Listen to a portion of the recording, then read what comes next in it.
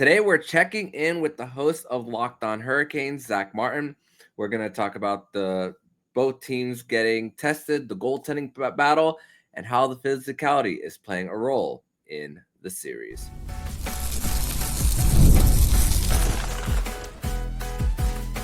You're Locked On Panthers, your daily podcast on the Florida Panthers. Part of the Locked On Podcast Network, your team every day. And welcome into this Wednesday, May 28th edition of the Locked On Florida Panthers podcast, part of the Locked On Podcast Network, your team every day. Thank you for making the Locked On Florida Panthers podcast your first listen of the day. I'm Armando Velez from the Locked On Florida Panthers podcast. That is Zach Martin of Locked On Hurricanes. And shout out to the everydayers who come back here and get your daily Florida Panthers fix. So, Zach, grateful to be back with you on the show to discuss everything in relation to the series. Getting a little bit of a series check-in. And honestly, obviously for the Florida Panthers, you want to get the 4 wins as soon as possible to get a little bit of rest right before the Stanley Cup final. But honestly, if you're looking back at it objectively, you don't want sweeps. I never predict sweeps to begin with for any predictions that I make on the Locked On Network. So I want to start off with just asking, how much of a breath of fresh air or how much of an exhale is it knowing that the narrative is gone when it comes to the 15-game Eastern Conference final losing streak? It feels pretty good, and Armando, thank you for having me on. Always good talking to you. But yeah, it's been a nice relief. No longer having to be the main storyline. Or you seeing like all the posts and the memes and the questions about it and stuff like that. So it's nice being able to be like, all right, that's over and done with. Now we can just focus on games. There's no streaks we got to worry about to snap and stuff like that. So it feels pretty good to finally just get the monkey off the back. And the way they did it too was pretty nice, not gonna lie to you. Yeah, no doubt. And it's funny because the players are asked a lot about this, but then you think about how there's so many, the rosters are just so different year to year. It's just like they're unnecessarily getting the weight of something that they had no control over. A lot of it when it comes to maybe like 2019 for some people, even a whole generation ago in 2009. But now they could just really just focus on just one series and just one game at a time. But I'm very quite impressed by the things on the Carolina Hurricane side of things. After Rod Brind'Amour calls out his players and talking about the youngsters being the guys stepping up along with Jordan Martinook and Jordan Staal. I mean, it's another great game from Alexander Nikishkin and Logan Stankoven. And it's funny, there was a quote from Seth Jarvis discussing, hey, why are you talking about those guys? I'm only a year older than them. I thought that was a little bit of a funny quote from him.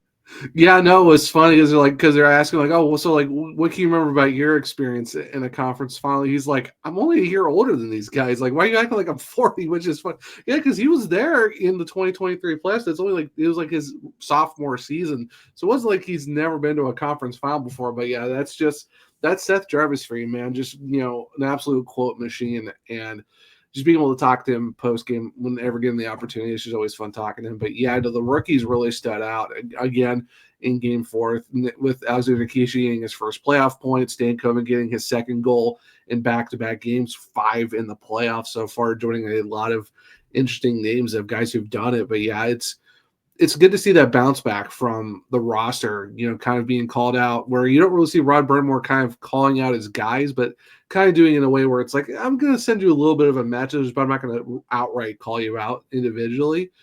But just the way they came back and kind of had that bounce back, being that team that we all kind of seen so far through the playoffs and we've been waiting for in this series, kind of finally shined there. I know it's a little bit late, but hey, better late than never, I would say. And something that I didn't even talk about on my post game was the fact that Sebastian Aho got 7 shots on goal in the game against the Panthers in Game 4. So that was another one of those guys who Rod Brind'Amour didn't necessarily say by name, but you kind of knew who he was talking about. And from the Florida side of things, being up 3-1 and still being in a 1-goal game before those 2 empty netters.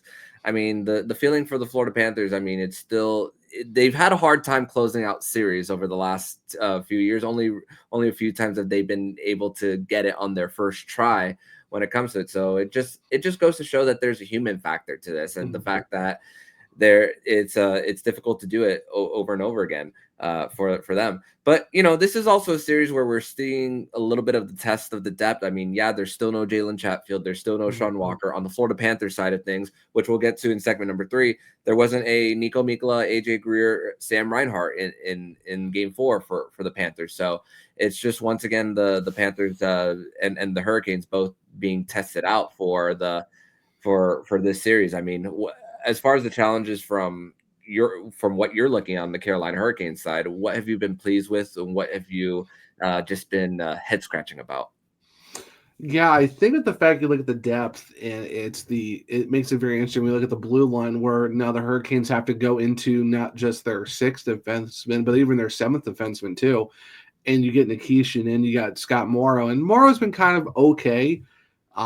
Very limited in game 4. Essentially, the Hurricanes kind of played 12-5 for the good back half of that game. So while Morrow did okay, I think the fact that Nikishin has really showed of why he was a captain for a couple seasons over in the KHL, why he played with SK in Moscow for 3 years, and is considered one of the best defensemen ever in that league. And it goes to show that even in his 3rd game, he really showed out. And it's kind of like Rod Burnmore kind of admitted, he's like, yeah, we kind of wish we started him a little bit sooner, but I mean, everyone was healthy at the time. So it's kind of like, he's been playing really well. He's not getting rattled. So that's kind of helping out too. And then, like I said, you got Logan Stankoven scoring a bunch of goals so far for them. But even with the Aho goal, I'd still say he's kind of had a more quieter series than you would really like. Even like Svechnikov is like, he's doing okay. I would say out of all the stars that kind of supposed to lead the way, at least Seth Jarvis is a point per game guy. He's got 4 points in 4 games. So at least you're kind of seeing more of a contributing factor out of him. But I'd say overall, just Aho and Svechnikov kind of, they stepped up a little bit. Like they did get points, but it's kind of like we kind of waiting for them to take that game control type of their game. But at least the depth is somewhat helping them out right now. I mean, probably the same thing for you guys. Depth-wise, it's probably been very interesting in your aspect.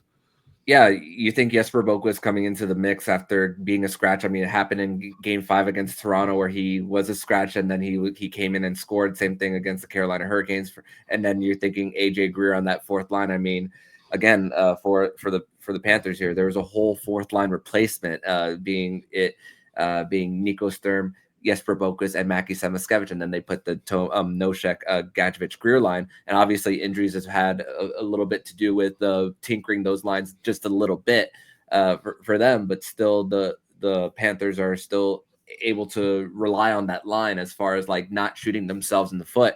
And it's been like that a lot throughout the postseason, especially when Nosek and Gadjevich especially are on.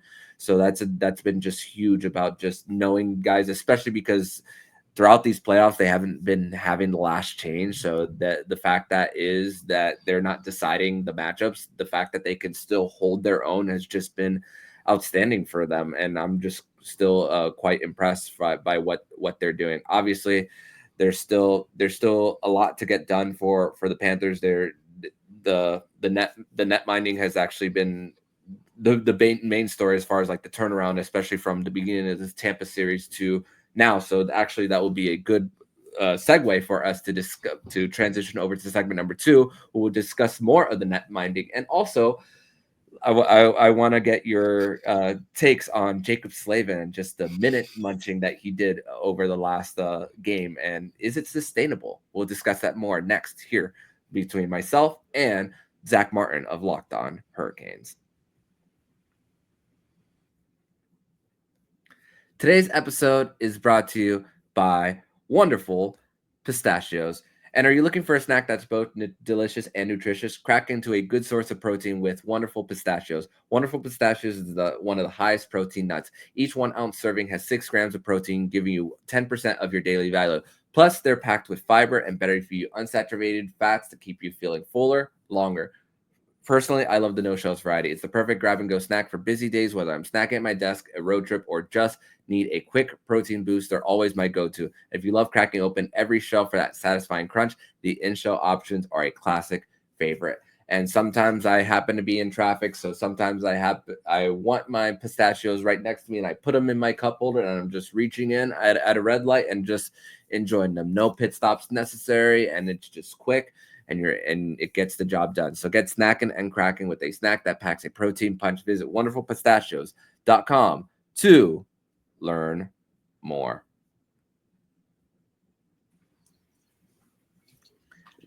Segment 2 here on this Wednesday, May 28th edition of the show, here with Zach Martin of Locked On Hurricanes to discuss everything going into Game 5 between the Florida Panthers and the Carolina Hurricanes, where the Panthers are up 3-1 in the series.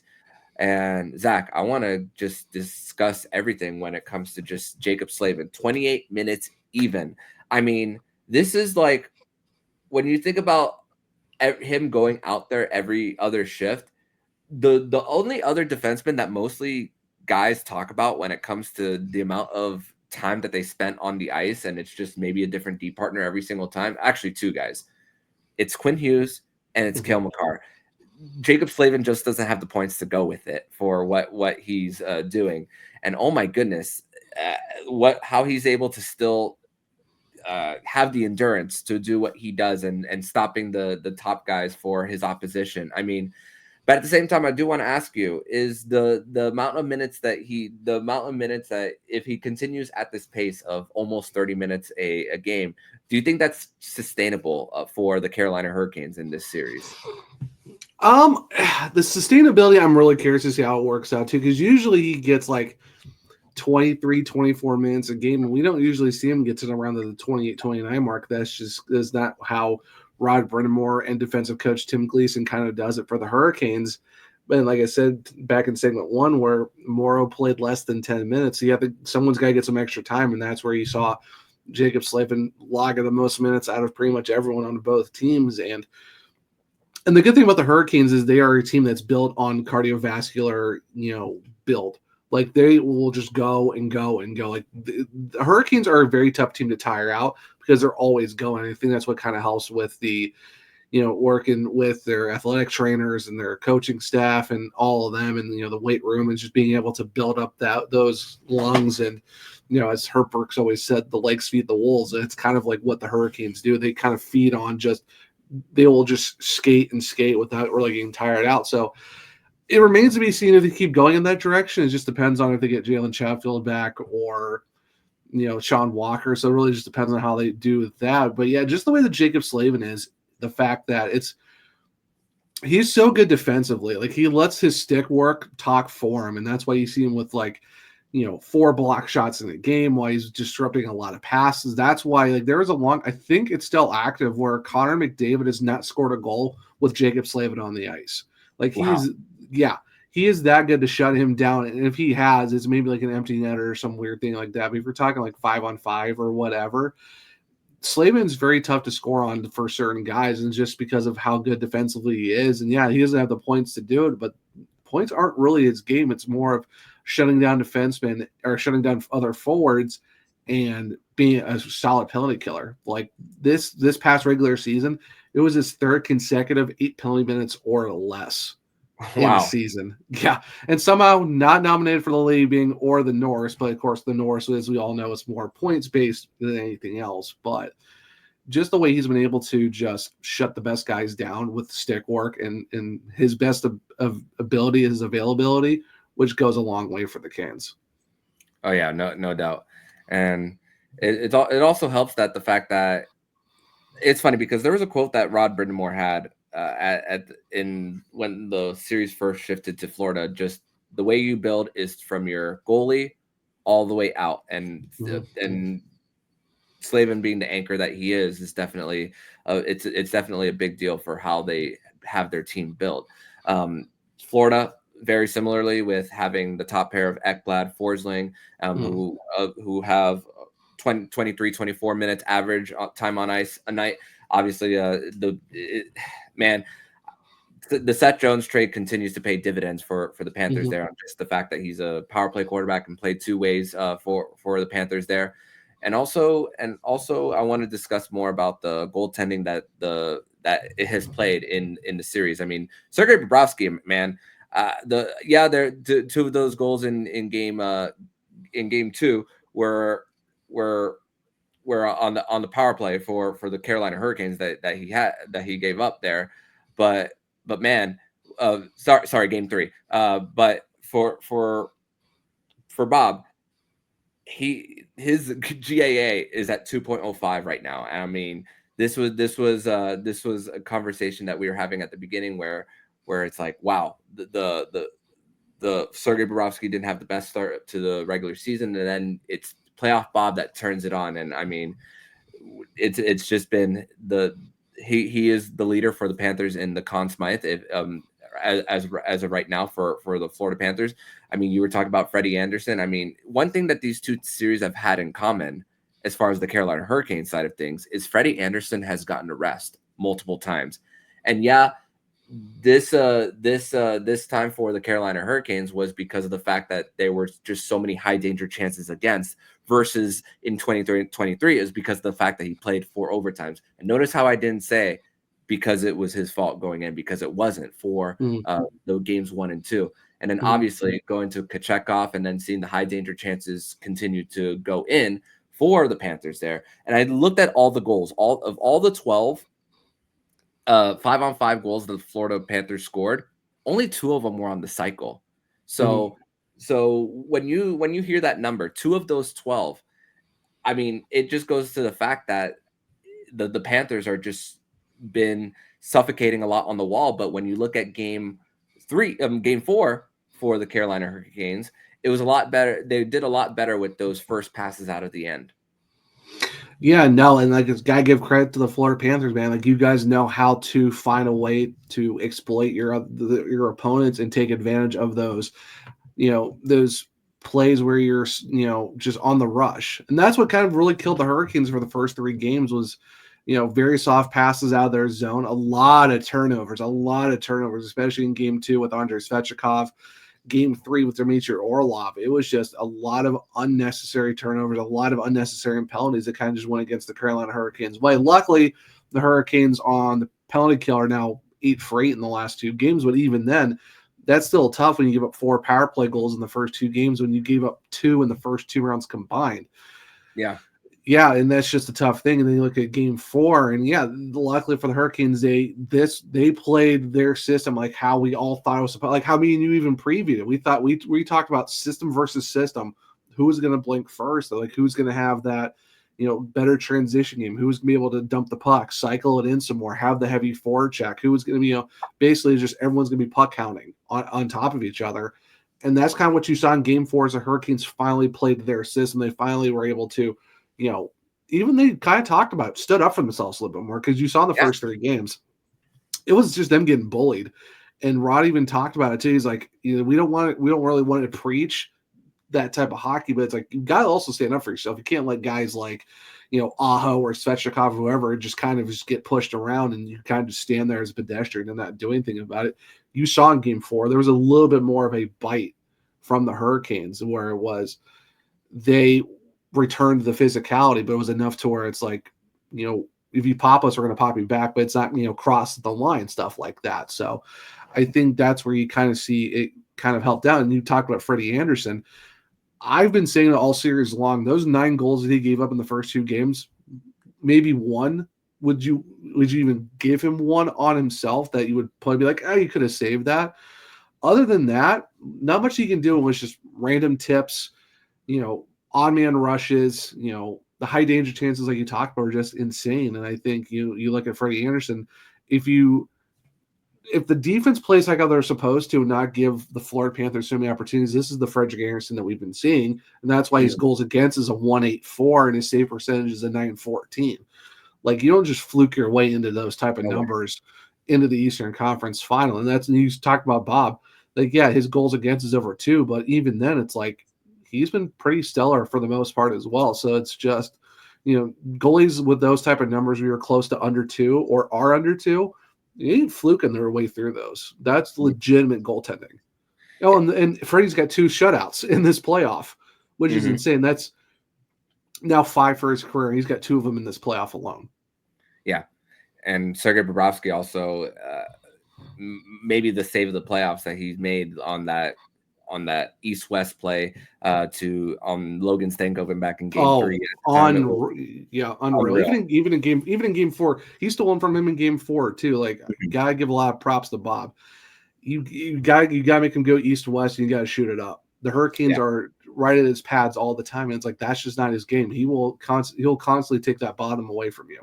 So a lot of props to Bobrovsky. Just a lot of unreal saves even in Game 4. He kept you guys in that game 100%. So gotta give him some credit there.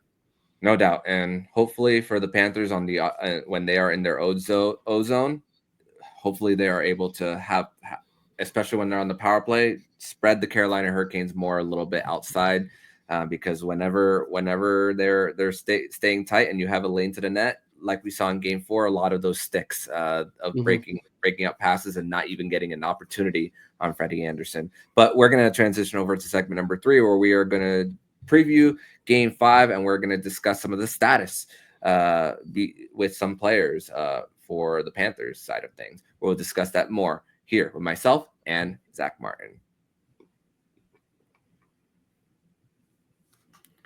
Segment number 3 here was Zach Martin of Locked On Hurricanes, myself, Armando Velez from the Locked On Florida Panthers podcast. And so a little bit of an injury update for the Panthers here. Niko Mikkola, Sam Reinhart, and AJ Greer were all on the ice skating on Tuesday. And Paul Maurice said that he might get them on the ice one more time, and a little bit of a cheeky comment at the end saying maybe twice. So maybe indicating that they could be playing after sustaining some injuries. Niko Mikkola and AJ Greer in Game 3, Sam Reinhart in Game 2 for the Panthers.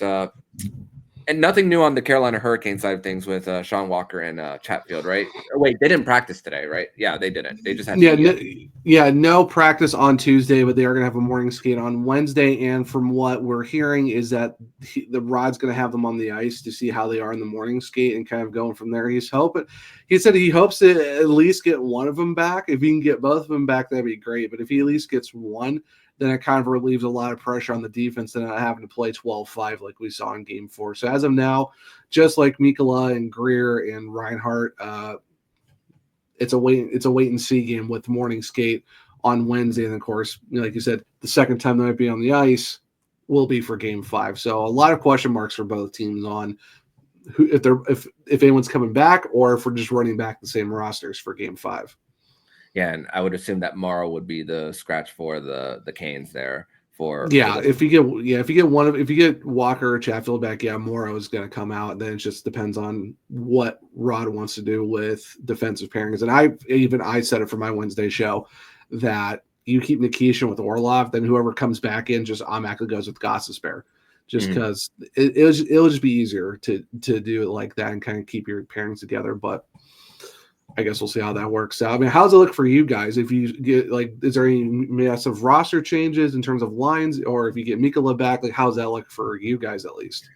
Well, they would bump Dmitry Kulikov back to the third pair with Nate Schmidt, and then Uvis Balinskis would be the scratch for the Panthers. Sam Reinhart would be the one to go back to the top line with Alex Nabarkov, if that's the thing, and then that would if AJ Greer can't go but the thing is AJ Greer has mostly skated before the main group the last 2 days, so not with the main group. So it's going to be interesting to see if he does skate before. I mean, well, the Canes will be taking the ice first, so it's a little bit harder to get the skate first in that case.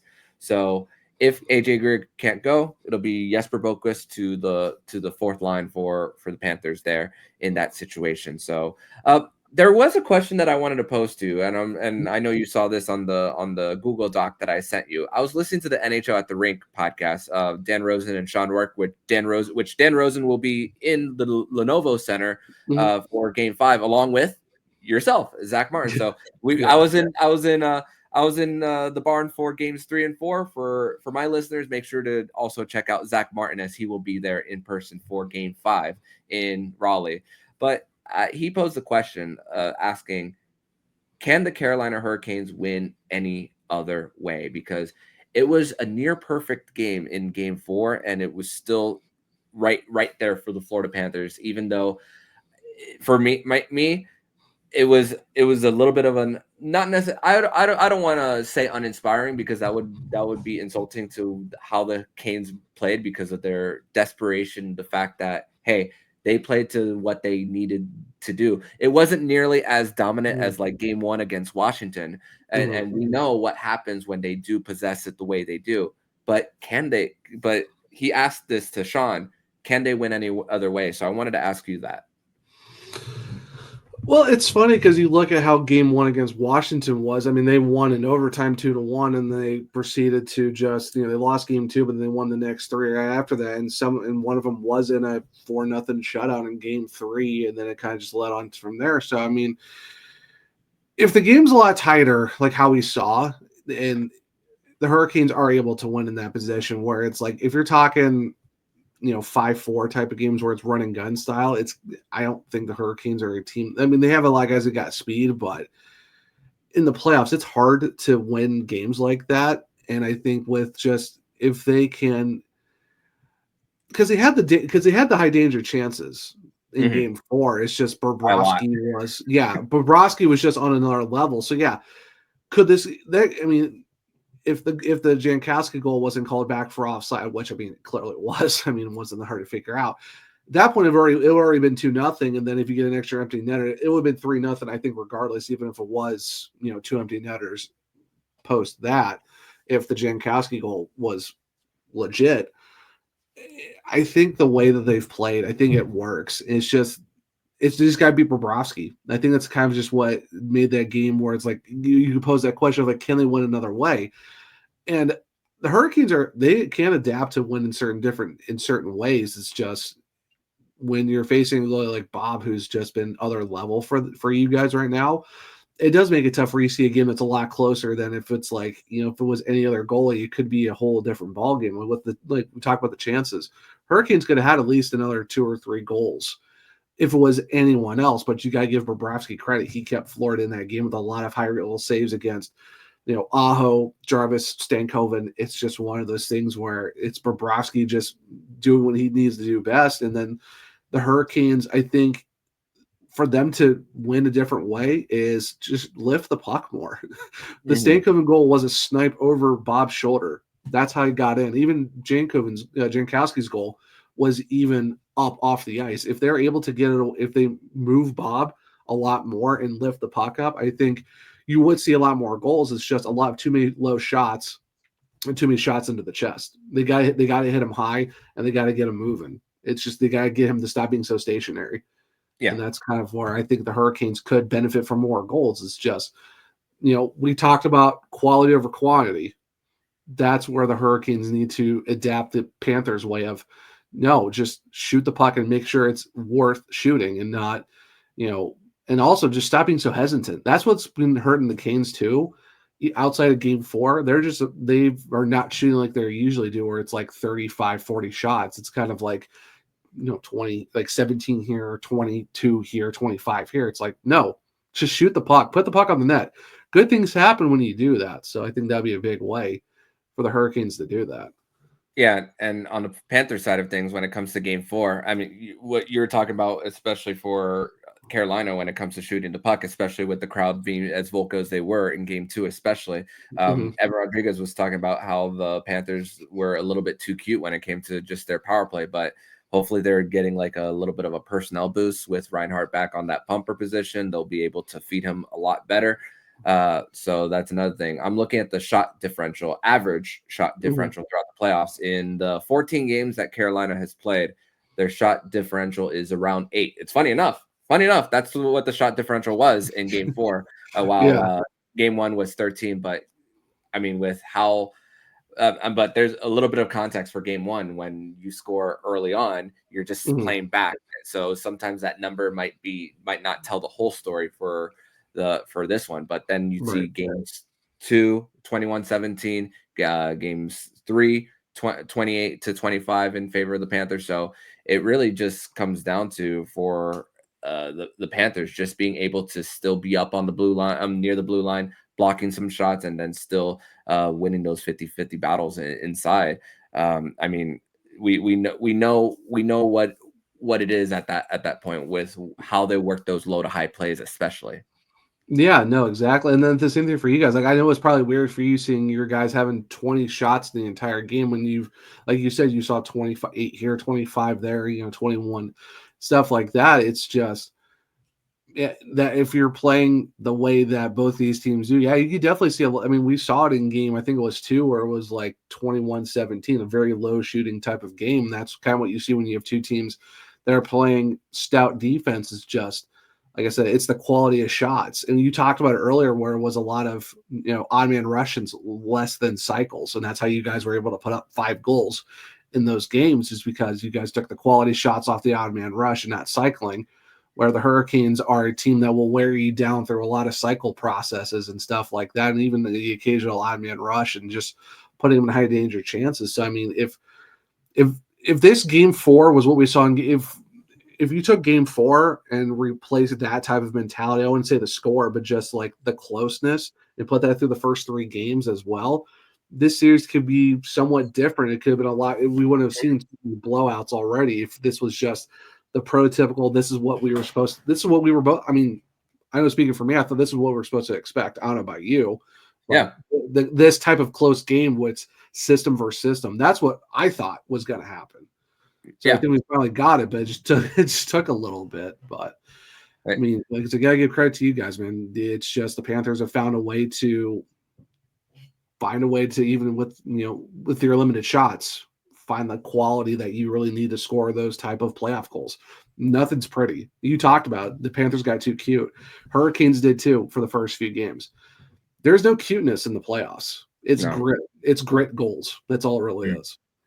Yeah, and you look 10 years from now, if you were to go back to the series on Hockey Reference and you were to see, for example, game 3 being the score that it was, nobody's gonna think about how close that it was right before it blew open. So you're thinking, okay, still things are right there as far as like the style of play. You take a focus off the scoreboard. You know that the process is there and that they're doing somewhat of the right things. It's just when it comes to one thing breaking, it feels like it's like an avalanche for the opposition when it comes to just, oh man, you're overthinking when it comes to just overplaying, closing gaps, and then that's when it results in bad things coming to the back of the net. And Zach, I don't know what to expect for game 5. I did predict Panthers in 6, but the Panthers are the second team since the early 80s to have 3 straight playoff runs of 4-game winning streaks since the early 80s Islanders.